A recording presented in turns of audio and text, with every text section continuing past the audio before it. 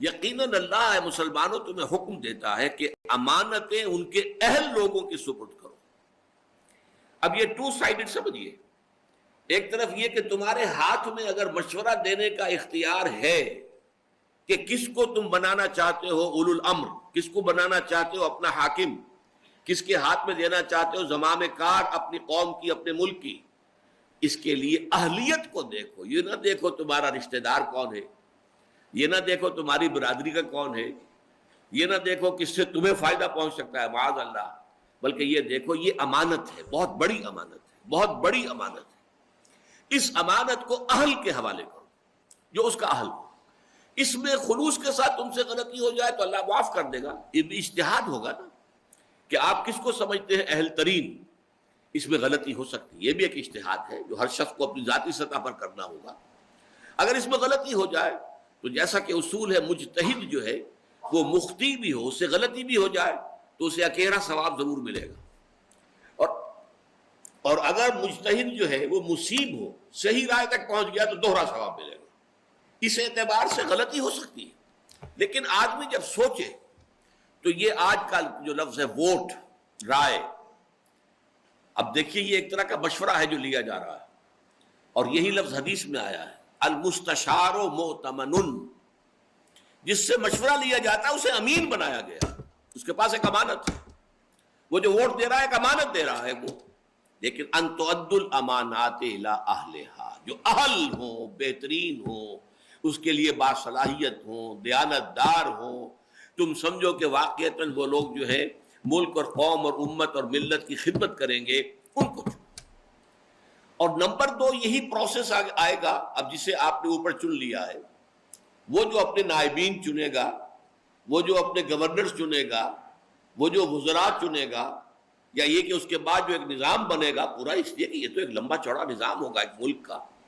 اس میں جو انتظامیہ ہے، ایگزیکٹو ہے، اس کی لمبی چوڑی جو ہے وہ ایک آرگنائزیشن ہوگی.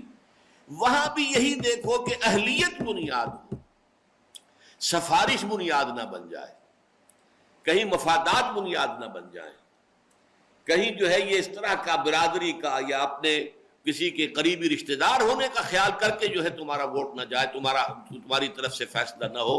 بلکہ ان اللہ یامرکم ان تؤدوا الامانات الی اہلھا. وہاں بھی یہ دیکھو کہ اہل ترین کون ہے اور اس کو جو ہے اس منصب پر فائز کرو.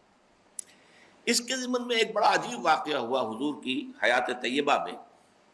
آپ کو معلوم ہے کہ فقراء صحابہ، ان میں ایک بہت اہم نام ہے حضرت ابو ذر رضی اللہ تعالی عنہ کا.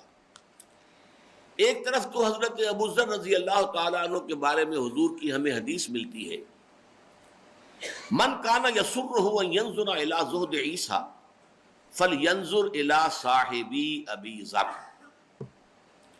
اگر کسی شخص کی یہ خواہش ہو کہ اپنی آنکھوں سے حضرت عیسیٰ کا زہد دیکھے، کتنے زاہد، کتنے عابد، کتنے بے نفس تھے حضرت عیسیٰ، تو کہیں دور جانے کی ضرورت نہیں ہے، میرے ساتھی، میرے دوست ابو ذر کو دیکھ لیں. وہی ابو ذر ہیں وہ حضور سے درخواست کرتے ہیں کہ حضور مجھے بھی کہیں والی بنا دیجئے. والی وہاں گورنر کہلاتا تھا. یہ والی کوفہ ہیں، یہ والی شام ہیں، یہ والی مصر ہیں، یہ والی یمن ہیں. عامل بھی انہیں کہا جاتا تھا، والی بھی. تو حضرت ابو ذر نے بھی درخواست کی کہ آپ نے فلاں فلاں کو یہ عہدے دیے ہیں، ذمہ داریاں دی ہیں، تو آپ مجھے بھی کہیں والی مقرر کر دیجئے، کہیں عامل بنا دیجئے. لیکن حضور کا جواب حضرت ابو ذر کے لیے بہت ہی غیر متوقع، بہت غیر متوقع، اور یہ مسلم شریف کی روایت ہے، معمولی روایت نہیں. یا ابا ذر، اے ابو ذر، انک ضعیف، تم کمزور ہو، وانھا امانۃ، اور یہ عہدہ جو ہے یہ ایک امانت ہے، وانھا یوم القیامۃ خزی وندامۃ، اور قیامت کے دن یہ عہدے جو ہیں یہ رسوائی اور ندامت کا سبب بن جائے. الا من اخذ بحقھا، سوائے اس کے کہ جس نے حق کے ساتھ اسے حق حاصل کیا، لیا، جس کو دیا گیا، وَأَدَّى الَّذِي عَلَيْهِ فِيهَا، اور پھر وہ ساری ذمہ داریاں پوری کی کہ جو اس منصب کے ضمن میں اس پر عائد ہوتی تھی. یہاں سوال پیدا ہوتا ہے، بڑا ایک اہم اصول آتا ہے کہ ایک طرف ان کا تقوی، ان کی دینداری، ان کا زہد، ان کی بے نفسی، اس کے لیے تو حضرت عیسیٰ سے مشابہت دی جا رہی ہے، لیکن والی ہونے کے لیے یا گورنر بننے کے لیے کہا جا رہا ہے انک ضعیف وانھا امانۃ وانھا یوم القیامت خزی و ندامۃ، یہ ندامت کا ذریعہ بن جائے۔